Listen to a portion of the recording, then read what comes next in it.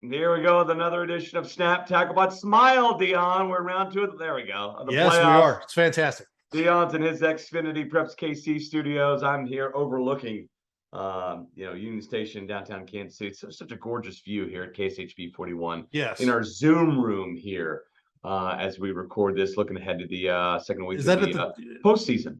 Is that the top of the Liberty Memorial? That's where you guys do your Zooms from? Is that what it is? That's it. Looking down into exactly where we're at. Don't pay attention like the wall right over there. All right, it's all legit. It's not smoke and mirrors at all on TV, okay? It's all true. It's all true. How you doing? Pretty good. Here another Wednesday, and we tried to do it Wednesday mornings, and the schedule's getting in the way. We're now here on Wednesday evening. And you got games on Thursdays. We need to hurry and get this turned around because we have games on Thursday. Yeah, we got to get this out because people, that's like my radio show. It's going up.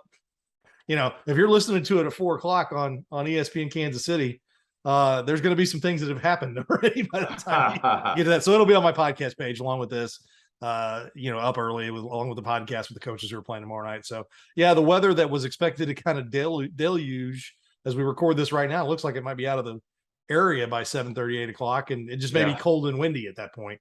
Yeah, we'll talk about that later on. Let's look back first on a pretty good weekend of first round football. All things considered in Kansas, Missouri. Before we get into any games, I want to say I saw Mill Valley and Harmon play last week. I just want to give a shout out to the Hawks, man. That group of guys loved to play football, and they loved being out there. Before the game, we had our music blaring and everything. They're dancing, having a good time, going through all their drills. During the game, they're chanting on the sidelines. They're celebrating those little wins, a tough 3-4 yard gain, a big tackle, special teams play, all that stuff. After the game, they gathered at midfield and were talking with their coach and chanting and smiling and having a good time because you know what they got through a high school football season. It's a grind, right? No matter what the record is, it is a grind. Try getting up for a Tuesday practice in October, right? Okay. Whether you're 9-0 or 0-9, it's an accomplishment to get through a high school football season. So I was kind of proud of those guys. It was another tough loss, but whatever. They celebrated it. They had so many of their parents were taking videos of them walking off, and a lot of them, I'm sure, seniors walking off the field for the very last time, celebrating getting through a season. Look, I know they've got some negative press, or some press that was, I guess, intended to defend them. But what I've gleaned over those last couple of weeks is they didn't need defending. They didn't want it. No, football players, they love to play. And you know what we heard in all last week is like, oh, why are they playing this game? Why are they playing this game? And you and I debated, okay, what's the value of this round and all that? I learned the answer. Why are they playing this game? Because Harmon wanted to. They wanted to play football, right? And those guys love football. It was crazy, Dion. I counted up. They had 21 players carry the ball. Like literally, like half their team carried the ball. They had a number 99 carry the ball, number 68, number 50. They just lined guys up, got them a carry in a great environment in a high school playoff game. I thought it was really cool, and was proud of them for showing up, playing hard, and loving football. To go back a week, Coach Walms went out to the Rockhurst Park Hill game last week, and he said he was talking to some of the Rockhurst people who talked to some of the Harmon kids after the game, and they said that they were just thrilled to be able to play at Rockhurst and be a part of it. And after the game, he said that the Rockhurst people said the Harmon kids were as good because it was really just like a really brotherhood type atmosphere between the Rockhurst and Harmon kids, and they really enjoyed it. And the Rockhurst kids embraced it, and the Harmon kids embraced it and enjoyed that night. And that's what it's about. We talk about championships and all that kind of stuff, but that's what it's about. It's high school football. It's supposed to be fun. It's a fun game, damn it. That's absolutely. And I agree wholeheartedly. I think, I love, my kids have got rings. It's such a special thing and memories for a lifetime. I love it. I love trophies and, playing for stuff. It's important and all that. But, 10 years down the road, those Harmon stories from those kids, they're not going to be much different from the Mill Valley stories, right? Because they'll be talking about the time so-and-so fell asleep on the bus, or like, the time, this or that happened in the locker room, just kind of the brotherhood and the bond and all that stuff. Those are always the stories that you carry with you, and always the things that help build you. They really do more than the wins and losses. Yeah, and I think the one thing we talked about last week is the only difference if we would make in the playoffs is let them play maybe Turner and say one of those teams could have a shot at getting a win last week. And NCAA does kind of with those 16 seeds and playing type games. So it was good. And shout out to Joel Appleby and Kelly Donahoe for it's a tough situation for them, right? Managing, strike the balance between getting guys ready and getting your some reps, but also being good sports. And they struck the balance perfectly both times. And it was cool. I mean, Mill Valley fans cheering for first downs for Harmon. And no, it was a great high school atmosphere, and I just wanted to shout out the Harmon Hawks. A lot of good Keith O'Neill, their coach, players that love playing football last week. Keith O'Neill, their coach and their AD have done a fantastic job rebuilding that program basically from nothing because they didn't really play for 2 years. All right, let's get to it. Last week on the Missouri side, I guess we go to the Park Hill district, right? Park Hill and Park Hill South going on the road, and you call them coin flip games, but you know more than most of us, Dion. I think a lot of people thought Staley and Rockhurst would roll in those games. I knew they'd be close. I really like Park Hill South's chances because they were playing so well right now, and they were, and Park Hill had just been snake bitten, and they bid in games and come up short and given up a lot of points. But this time they were able to get those last few points on the board and make the interception there at the end. And Kendrick Bell had another huge night for Park Hill in a back and forth game. And and from what Coach Walms was telling me, Rock's a year away. Their athletes still need to grow up a little bit. And he goes, there are a ton of juniors. That team will be pretty good next year. But then at Park Hill South and Staley's a young team too. And they had maybe not overachieved, but maybe arrived a little sooner than some had thought with their 7-2 record. But it's tough to beat a team 2 times in one season. There's no doubt in that. And Park Hill South, Briggs Bartosh. You want to talk Simone? Talk to Simone guys, Kendrick Bell and Briggs Bartosh. He was a guy coming into the season, but then maybe kind of got lost in the shuffle with some other good seasons by some other players. But he's a heck of a player. Well, and he started out as a tailback, and then he did much like his sophomore year. He slid over to quarterback.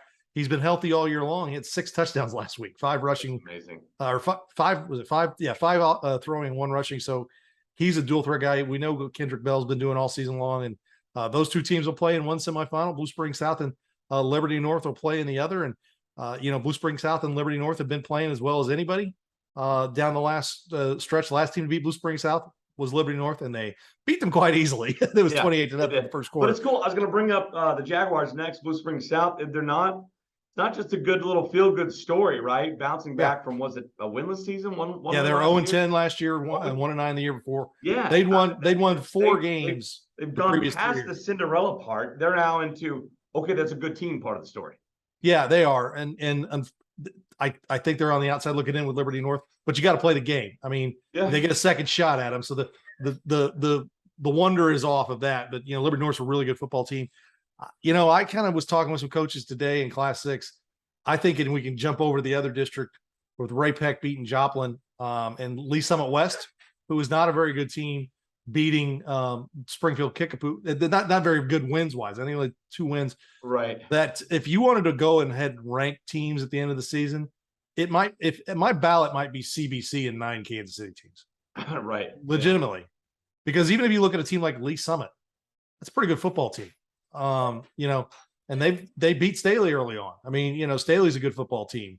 Ray Peck decided to play enough defense to get a win, and they'll find out this week when they play Nixon. Yeah, absolutely. All right, let's get to this week. I'm raring to go here. We'll start with your Remax Big 3 games of the week, and we'll start on the Missouri side. You've got, I believe, Platte County and Oak Park in a rematch, Dion. Yes. All the games in Class 5. We have 3 Class 5 Big 3 games this week. All of them are rematches from earlier in the season. The Big 3, and then you throw in Raytown South as the 4th game. That's always a rematch because they play every year. And so all these games are rematches. Platte County, Oak Park. Oak Park was, playing really well, and Platte County had yet to kind of get things going when they played the first time around. It's tough to play a Platte County team twice in one season. And it's going to be interesting. Now, Oak Park's a good football team, and they run the ball, and they are tough defensively. They're big and physical on the offensive line. Coach Hoots told me, he goes, they're bigger than us on the offensive line. We've got to figure out a way to win that offensive line. Yeah. All right. So that's going to be on the Missouri side. Staying on the Missouri side, you've got, North Kansas City at Fort Osage. Why'd you pick this one? the other side of that bracket, just another great rematch here. Fort won 25-14 the first time around.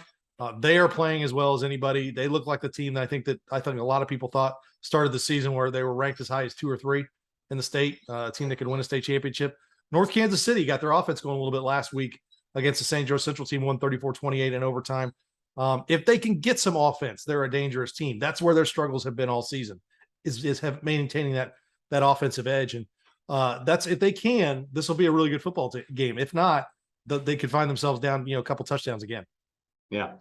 Staying in Class 5, you've got Green Valley and Belton.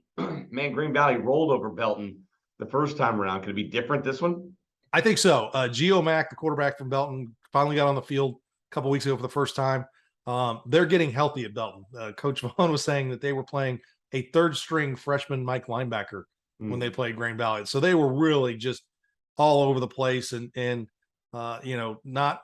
built some depth now with that, but they're more back to the team they were. We saw them take Kearney to the limits a couple weeks ago in the last week of the season. So I think this is a definitely Green Valley is the favorite. They like Fort Osage from about week 3 on, have been dominant, but Belton is ready to show a little better than they did first time around. So there's a lot of motivation there, and two teams know each other, respect each other, and they've played a lot in the regular season the last few years. So it's the playoffs, and it's going to be tough to get those wins. Yeah. Switch over to Kansas now. I like this one on the Kansas side. It's going to be the Spectrum Sports Game of the Week on Thursday night. Was it always Thursday? No, it wasn't. It was a Friday. Moved from Friday to Thursday. It's Blue Valley at Olathe West. I mean, watch out. Over under on this game might be 100 points. Well, we were talking to Terrell. I go, you guys are combined for 100. He goes, are we going to give up 100? Well, I hope not. I said, no, combined for 100. He goes, well, I know they can put 50. He goes, I don't know if we can put 50. So no, Olathe West has been just outstanding offensively, but they can give up some points. Oh yeah, they can get some shootouts. So John Price and that the Blue Valley offense has looked better. They had the kid that stepped in, the senior who stepped in and played running back for them when Price went down a couple weeks ago, threw the game-winning pass against. So they've got good depth. They've got 2 good tailbacks now who are ready to roll. And so that's really going to be their best chance to kind of keep that Olathe West offense off the field. But Mason McGavern, they can score from anywhere, and they usually do it running the ball. They break open big, long runs all the time. I think it's going to be good. I'm looking forward to watching that on Thursday night. All right, that's in 6A. Down in 5A, you have Bishop Miege and Eudora, and you might think, okay, it's just a private school where they're going to run through 4A. But Eudora made this one close last year, Dion. Yeah, and I know Miege is better, but Eudora's better. They got their attention last year. Yeah, and Eudora's better too. And these two teams, the question on this is, and Eudora, I think, because the one thing that Miege has is the depth. They don't have a lot of guys going both ways. Is how does Eudora do with that in the third and fourth quarter? That's where Miege and St. James and Aquinas generally will pull away from the Eudoras and the Lewisburgs. This year, Eudora and Lewisburg are closer to the privates as they've been in a long time. And I think, I remember a few years ago, Paola got to the semifinals against Miege, and they were without their quarterback, and they really had no chance going in to even keep it close. I mean, they were banged up, but I think this Eudora game is very interesting. And it's going to be a fun one. And they've got the athletes at Eudora that can go. They've got some big time athletes. They got Arkansas commit. So it's not just, it's not a Eudora team from years ago. This is Drew Steffen, the new first year coach, has really done a fantastic job with them, picking up where Sean Hayden, who's now assistant principal there, left off. They worked together, and it's still working on this team. Yeah, it's crazy. It seems like Eudora always has 1 or 2 D1 athletes every year. Yeah. No matter how far they make it to the playoffs, always good athletes out there in Eudora. Kind of stay in that neck of the woods. All right, you had 3 Class 5 games on the Missouri side. You have a 4A, 6A, and now a 5A game on the Kansas side. Spring Hill at DeSoto. What do you make of that one? A fun game. We talked with Coach King, and they used to play all the time when they were in the Frontier League. They know each other well. Coach Feedback and Coach King are friends, and he goes, they want to run the ball, we want to run the ball. The look on Coach King's face was he's excited about this game because it's a playoff game. They want to go, but they like Spring Hill. They know they're going to get a good game in the competition. It's fun when guys know each other and like each other. The staffs like each other because they want to go compete, and so they have that little chirp on their buddies. But Spring Hill is a younger team this year, just as DeSoto was to start the year. And they've come a long way, especially in the last few weeks. All right, let's run through the brackets here as we got done with the Remax Big 3 games of the week on both sides of the state, or both sides of the line. Let's go Aquinas and St. James. Aquinas to Lewisburg, St. James to Atchison. These are all road trips for the Catholic schools, but do you see any problem there in the Saints and the Thunder advancing and meeting each other next week? I'm curious to see the Lewisburg, both those games. I think they're interesting matchups in the sense that Lewisburg is a lot better, and like I said, it's closer to Aquinas in that sense.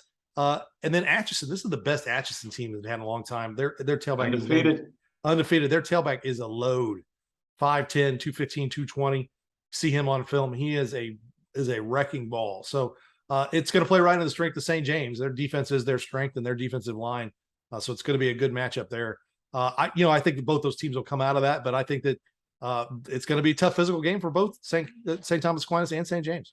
Yeah, St. James and Aquinas would play each other if they got back. I'm curious to see, though, these 4A schools have lived with Mich for a long time, and now St. James for a few years now. They're pulling up their britches here. They're not intimidated anymore by those big boys.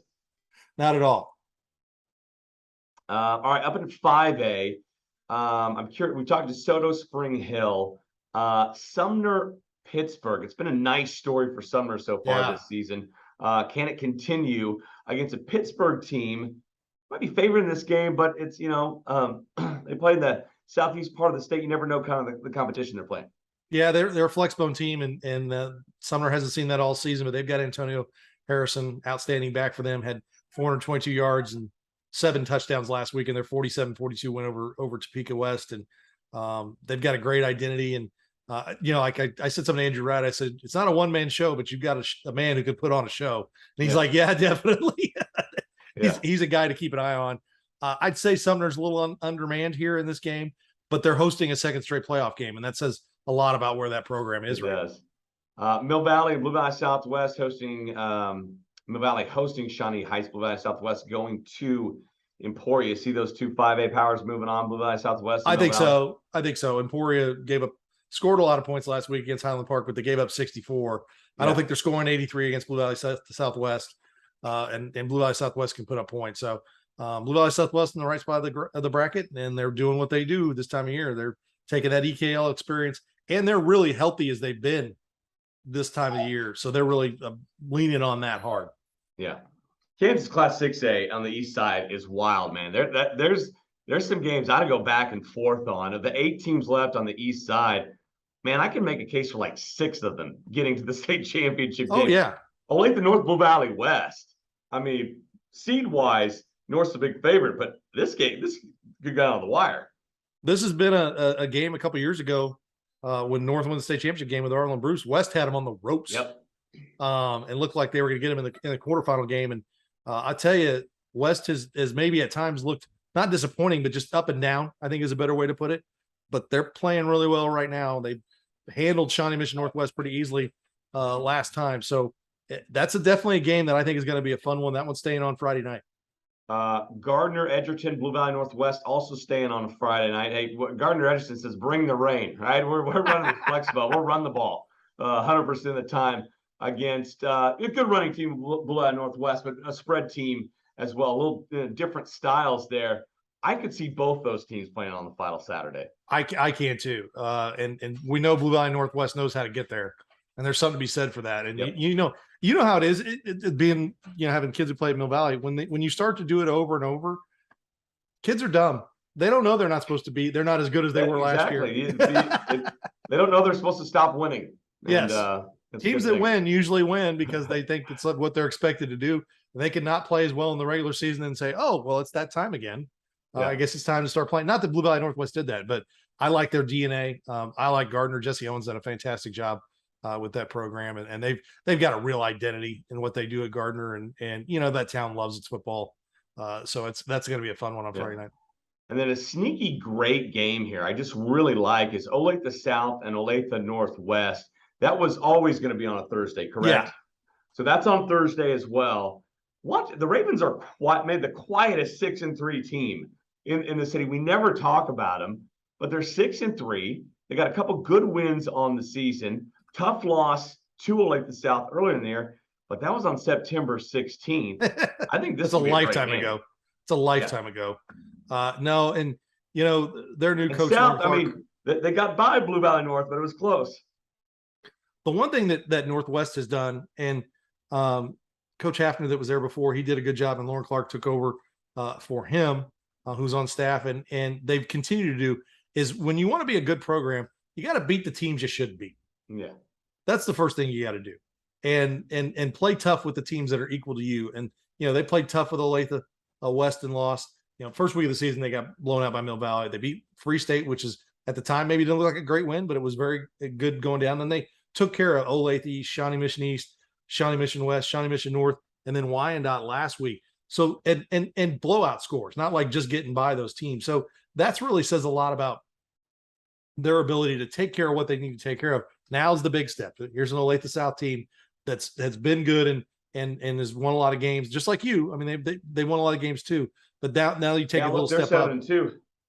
Yeah, you take a little step up, and hats off to that coaching staff for what they've done there at Olathe. All the Olathe schools are pretty good. We haven't talked about Olathe East very much this year, but that's a pretty solid football team too. And even though they're done already. Agreed.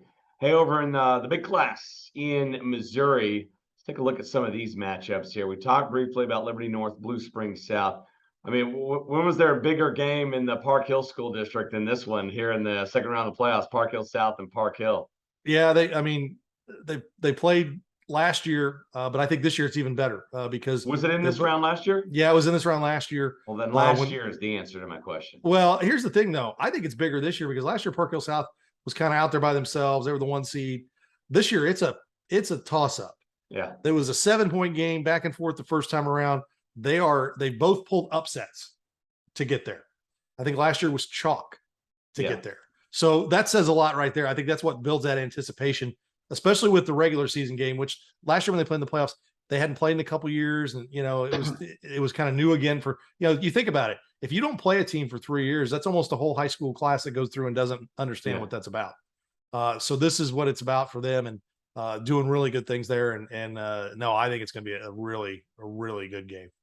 What about the bottom side of that bracket? At least some in North's got some landmines to get through to get back to the state championship game. Well, they get at least on West again, and then possibly Nixa if Ray-Pec doesn't knock them off. I got a feeling Ray-Pec's going to knock them off. I could. I'm going to go so far as to say, much like Joplin the week before, Nixa hasn't seen receivers like they're going to see in Jaden Doss and Jaden Riddell. Probably not. No, I don't think. Yeah. There aren't many teams out there that have seen those. There aren't many D1 Power 5 unless you're playing teams. like Houston or Miami. No, you're not going to see those type of receivers. And if Ray-Pec can get up and keep the stagger going, yes, their defense is challenged. They are going to give up some points. But I think that's another team that's DNA has been make deep runs in the playoffs the last 3-4 years. And so that's what they're used to doing. And I think these kids they turned it on last week. And I think now they have embraced the underdog role and they are loving it. Yeah.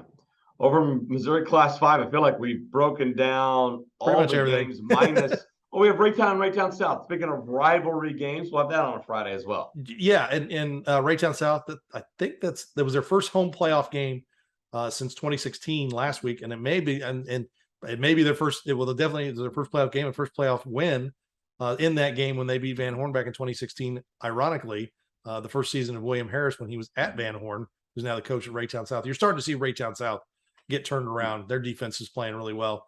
Raytown's a pretty solid football team.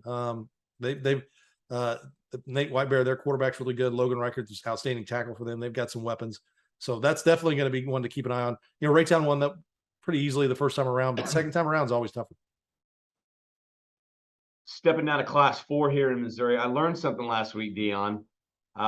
Is it a rule, I guess, in Missouri, if you forfeit, or if you get forfeit, it's a 13-0 victory? Yes, it is 13-0 if you forfeit. I guess I see that for the regular season in that, like, it helps for points, or I don't know, 13 even matters as much at Missouri anymore, but has that always been the case? Yeah, it's always been. I think it's when they went to the point system, it was 13. Okay. And so they just stays as a thought 2 or whatever. But I saw the score. I'm like, man, East hung with Smithville, but now they forfeited and Smithville moved on. They're taking on Van Horn team. Speaking of sneaky teams that had nice seasons, Van Horn's one of those. And then kind of on the top side of that bracket, it's Kearney taking on Excelsior Springs. Yeah, and I think Excelsior Springs is a solid football team. They just played in a conference that was suburban blue with teams like Grandview, Kearney, Smithfield, Raytown South. I mean, all good. When you're talking about you're playing and you're still playing, and half your conference is still playing. That's the Bill Oots brought up that Platte County, every team they played on their schedule is still playing with the exception of William Chrisman, who they beat and knocked out last week. Wow. So that says a lot about your schedule. Yeah.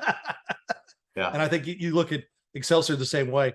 Kearney, man, done everything you can ask them to do. The one game against a Belton team that got their quarterback back and was playing better, they got down and came back the last week of the season. Now they've had a week off. It's trending towards Kearney Smithville again, but both those teams have got to get past what's in front of them before they get there. All right. So I don't know much about Carl Junction or Nevada. I know how to say Nevada. Yes. I know how to pronounce it correctly. But are we just a matter of a week plus away from a Center Lincoln Prep rematch? Possibly. Nevada's pretty good. They've been ranked most of the year. Okay. And I think having that game at home is huge for Lincoln Prep. Making Nevada travel is big instead of going down to Nevada. I've done a basketball game in Nevada. It's kind of this isolated little town. I mean, not little. It's a good sized town. It's a Class 4 town. But I've stopped off at like a gas station there on the way down to the river to float. But I've never been doing this. Nevada. It's they had a big old barn gym. It's been 20 years ago when I did that. But no, it's they're a pretty good football team. So Lincoln Prep's gonna be challenged. I think Center takes care of Carl Junction. I'd like to hope that we get a Lincoln Prep Center rematch. I think Center's definitely the class of that district, no doubt. Yeah, I'm looking through Class 3 here. Oak Grove, Pleasant Hill coming up. You have University Academy and Odessa. What are the better teams in the area out of Class 3 you like? I think Pleasant Hill's definitely been in that area right there, been the best team. They only have the one loss to Center. And Oak Grove is a young team and it's taking their lumps, but they handled their business. They took care of Northeast last week to get there, but Pleasant Hill handled them pretty easily in the regular season. Odessa quietly is playing good football, and University Academy's been pretty good all season.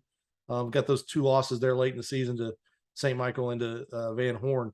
So they played some teams that look like Odessa in terms of what they do. So that should help them.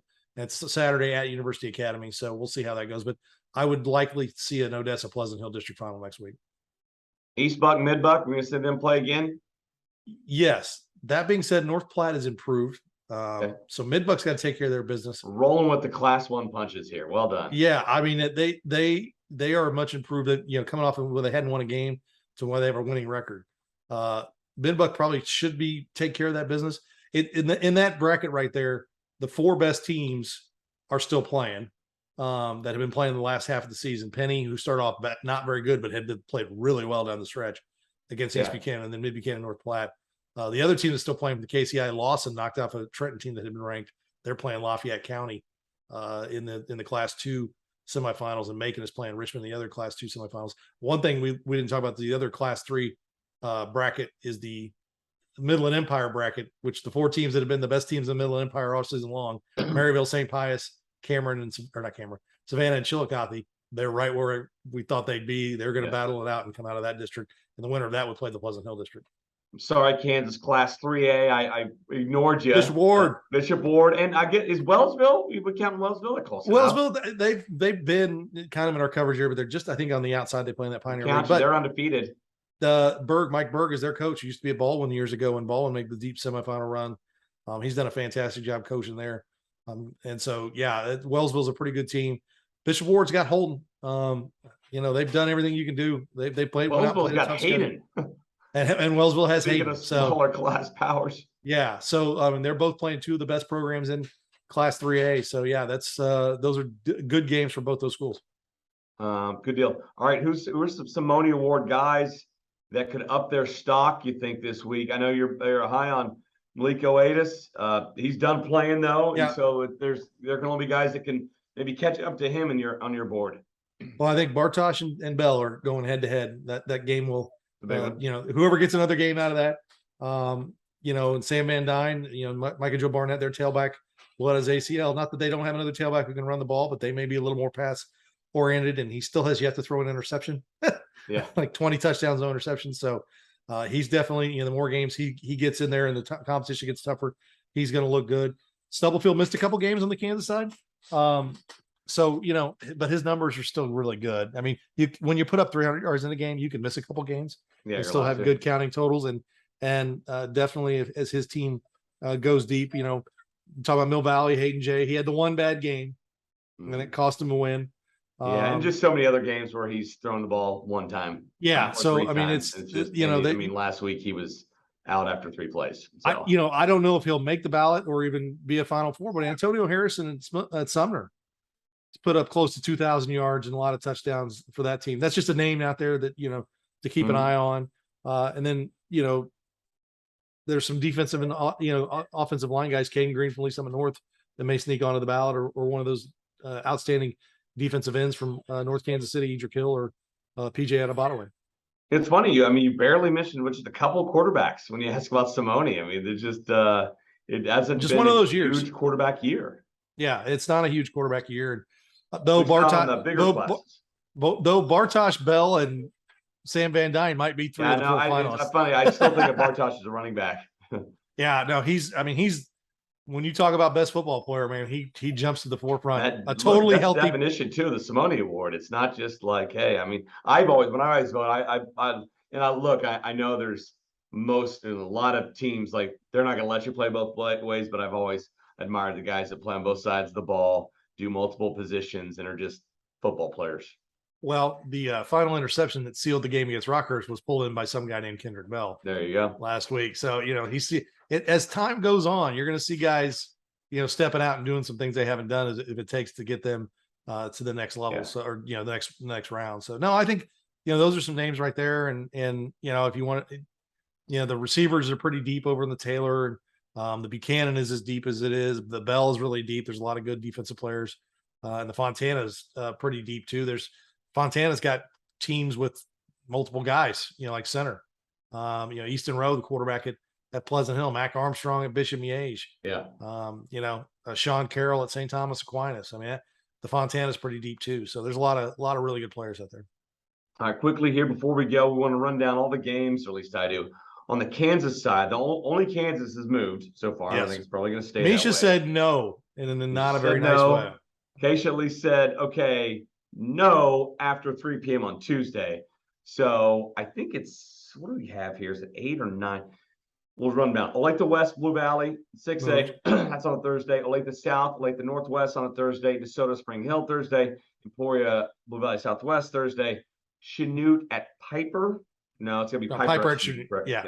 And then Atchison, St. James, Lewisburg, and St. Thomas Aquinas. Those are all Thursday night games. It's going to kind of break it up between Thursday and Friday. I just talked to Gary Lezak, who says, hey, it could be only a 50% chance of rain by 7 o'clock or less on Friday night. Maybe a little chilly, a little windy. Decrease throughout the rest of the night. So that's good news. So hopefully we can get all the rain comes in like midnight on Thursday night, and then gets out of here at about 5 o'clock on Friday. That'd be nice. Yeah, that would be. And I know that the one that when you split it into 2 nights, that allows for more coverage. I mean, between the two of us, we're gonna have a lot more coverage. And I'm telling you, coverage. The way these schools react to lightning and how they have to now, we could see some games bleed into Saturday as well. Let's hope not. No Saturday. Let's be done. Be done by about 9:30 on Friday, so it's all buttoned up before. There you go. We want to button up and watch KSHB 41, and then check in on PrepsKC.com for all the scores and the articles and all the great stuff you guys do over there. All right, that's it. That's all for Dion. I'm Mick. We'll see you next time right here on Snap Tackle Pod.